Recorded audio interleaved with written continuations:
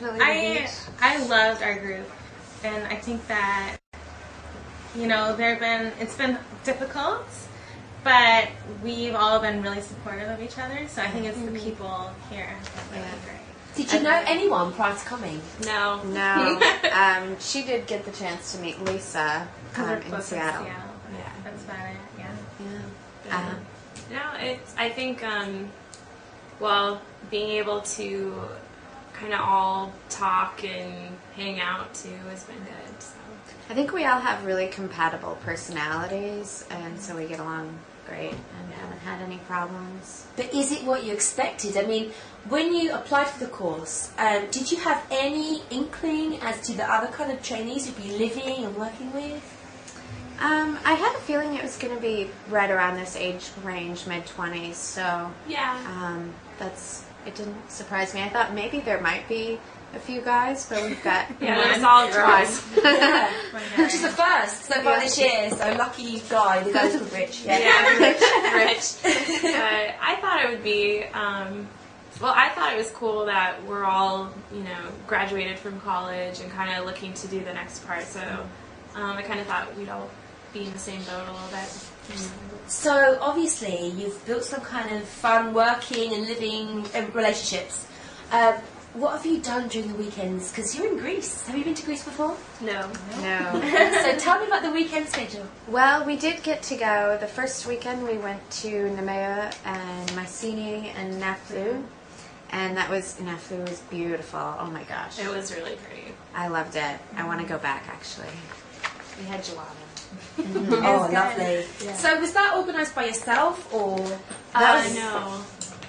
That was organized through the program. So Peter drove us, and we just went in and got to see the different sites and everything on our own, which was a lot of fun.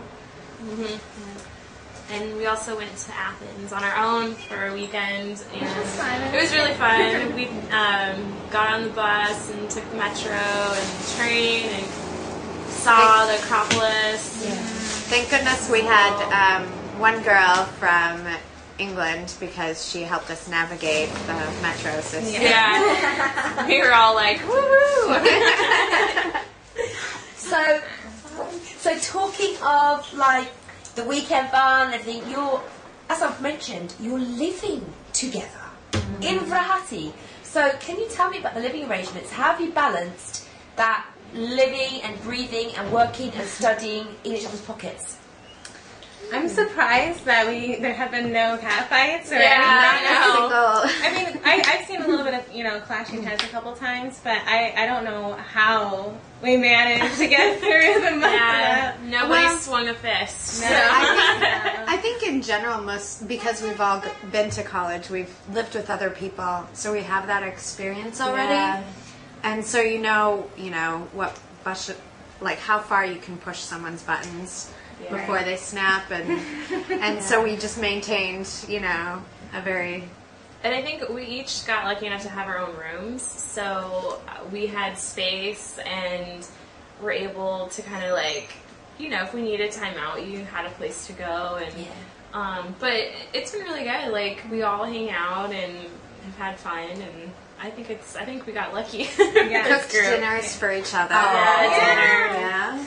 And did you support each other with any cool stresses, such as report writing or any other stresses? Yeah, we did. We'd buy him a drink. So it's nice to be all in the same boat, isn't it? Yeah. So moving on into the course side of it, was the weekly schedule as you expected? I knew that it was going to be, I'd seen the schedule, but I didn't quite grasp the idea of how long the days would turn out to be. Yeah, and it was good, and you don't kind of realize how long it is because there's so much you're doing until you get home and it's 9, maybe 9:30, and you might have a report to write or something, and you realize you've been teaching and in a classroom, and then you drove to another school, and you realize it's kind of a lot, and you can't wait for the weekend. Yeah. But it was good. I learned a lot, especially at the schools that we taught at. Could you just quickly do like a 30-second rundown of a typical day? Wake up, turn on the hot water. We leave Rahati at 8:45. Start class at 9:30. Yeah. Have a session and a break, and another session and a lunch break. And the lunch break. The first session is from about 9:30 to 11, and then the second session is about 11:15 to 12:30. And what kind of session is that? Like Grammar. grammar. Just info that we need to know. Teaching techniques. Yeah. And then after lunch, then it's our lesson planning. And feedback. And feedback from the teaching. And then we'll go teach, starting as early as like 3.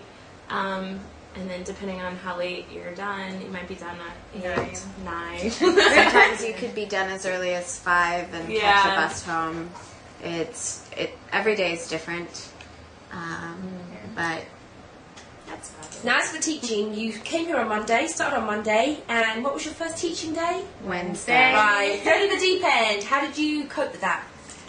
I actually liked it because I think it's scary, but it's just how you just have to throw yourself into it. Yeah. I thought it was great, and the opportunities that we had to teach, we've taught young learners, old learners, beginners, advanced. So it's been really good. Do you feel like you've been supported enough to jump in and teach these classes? Or was it just really, really scary? The first one was. But after the first one, we received our feedback and we got lots of ideas. And then from more of the morning sessions of classes and stuff, we learned more and more techniques as it went on. So I think it went well. Yeah. So all in all, anyone else thinking of coming here and doing what you did, could you give them any advice? What to pack, what to bring, how to prep? Don't bring 16 pairs of shoes and then buy 3 more. You win. I have the problem. We didn't bring enough clothes. We didn't bring enough. I mean, we were saying, like, there's a washing machine, but definitely bring enough maybe for, like, a week and a half at least. Yeah. And maybe bring, I don't know, a book or something to read too. That's not related to class. Don't bring 8 books. Bring like 3. So no 8 books, no 16 pairs of shoes. Sure, lucky charm. Actually, one thing that I wish I had brought was a binder or something to organize. Because we do get a lot of papers. I brought a binder. And I just had to take one from the house. But I've been looking for Post-it notes this whole time. So maybe organizational things would probably be a little helpful if you could put that. Yeah, I brought a binder and it had like just little sleeves in it to just shove papers so they weren't flying everywhere. But make sure you remember your adapter. Don't forget that. Laptops are important and very helpful.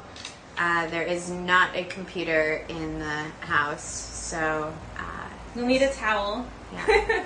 2 for the beach. Yeah. 1 for home, 1 for the beach. Yeah. So, gosh, it's time to say goodbye. So, you've done your reports, done your exam, done your teaching practice. The big thing now is, what's your next step, girls? What do you hope to do? How are you going to use this qualification? Me? Well, I'm waiting to find out, but I've interviewed twice with a school in Korea. So I'm hoping to be going there. And for the next month or so, I'm just going to travel Europe until I head there. So. Nice. How about you, Katie? There's a possible job on Coast, so I'm going to check that out after this week. But just travel and then maybe try to apply from January on, because I think that'd be a little bit easier to find a job then. So over to you, Laura. And I'm heading to Panama to go teach and kind of look at some possibilities just out there. I really want to go teach in Latin America, but looking at some other maybe future possibilities in Korea as well. So there's a lot. There's a lot of options. Yeah, there's a lot of options. It's kind of cool. It's exciting. Yeah. Anyway, thank you so much. Bye. Bye.